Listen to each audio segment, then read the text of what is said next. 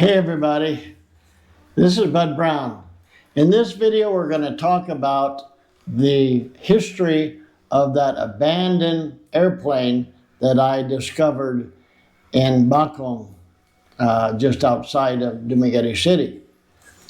The story starts in Italy. There's a city called Milan, or Milano, I think they call it, but anyway. There was a man there named Angelo Valente. He was an adventurous little boy growing up in Italy, and he always got into trouble and tried new things, and his dream was to be a pilot. As he got older, he did become a pilot, and he flew, and his whole passion was aviation, and his dream was to create an aviation museum for people around the world to come. There came a time when he thought that if he could find an old airplane and transfer it to the school, a flying school, that would really be awesome. And then he would help future pilots, and he would also have maybe an aviation museum there.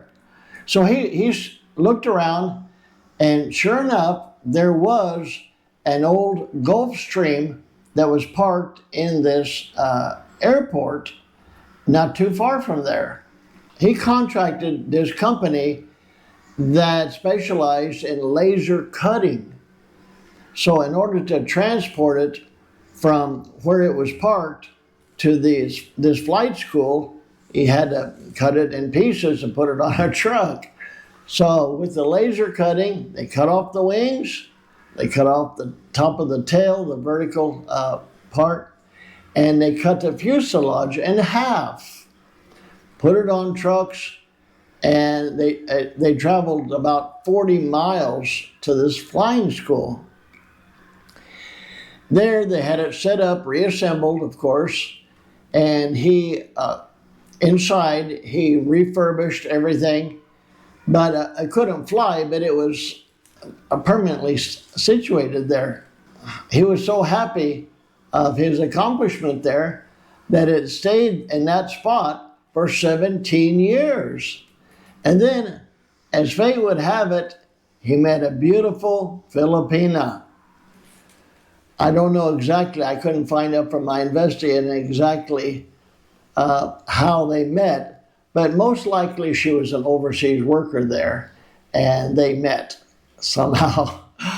But after a while, they had both decided that it would be wonderful to fulfill his dream of having an aviation museum in the Philippines. So he wanted to take the airplane and have a big resort in the Philippines. So they bought some land in Bacong, just outside of Dumaguete. And he had the plane, of course, disassembled again and trucked over to Genoa, where it was put on a ship. And the ship was going from Genoa to Cebu City. It took 2 months. When they got to Cebu City, they transferred it with big cranes onto a ferry, and the ferry departed Cebu City and arrived in Dumaguete. Then they took the parts off the plane off the ferry in Dumaguete and put it on trucks, and they traveled down the island, and they traveled to Bacong. So they had bought this land, and he had the workers build these concrete pillars where they assembled the airplane on these pillars. And his idea was to turn the airplane into a restaurant, which he did.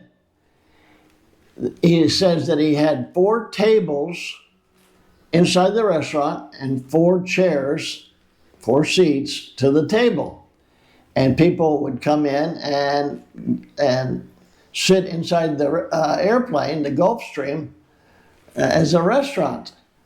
Also, to fulfill his dream of having an aviation museum, he built a large building and transferred all of his stuff that he had accumulated over the years, and it became an aviation museum. As they were digging around, they struck water that was hot. So being an entrepreneur, he said, okay, we will have hot springs, swimming. So he built 2 swimming pools, a large one and a smaller one, and they were warm. They were spas. They were warm water swimming pools. So he had those made. He had a couple of bungalows made, in which people could spend the night and stay in, like an Airbnb. So he had his airplane restaurant. Of course, there was another building for the kitchen for the restaurant. Had the 2 swimming pools. He had his aviation museum, and he had these 2 bungalows right there. Oh, it was perfect. He was happy as a duck. So they spent about 7 or 8 wonderful, beautiful years with that setup. And he says that there were people from all over the Philippines coming down to Bacong to enjoy his, they called it Flight Resort 2000. So people would come from all over the Philippines to stay in Flight Resort 2000, eat in the airplane restaurant, go swimming in the spas, and spending the night in the bungalows. It was great. Lasted for about 8 years, but unfortunately he developed health problems, and so they decided to wrap it up and take they took all of his aviation museum back to Italy, left the airplane, and of course the spas and the bungalows were abandoned. So that's how it stands today. I don't know who owns it now. Oh, but I did hear that it was for sale. This was a few years ago. It was for sale, 10 million pesos. So that may be, I don't know, something that maybe you may be interested in. So that's it. If you like this video, be sure and give me a thumbs up. Subscribe if you haven't, because I'll be doing more videos like this. And I'll see you in the next one. Bye-bye.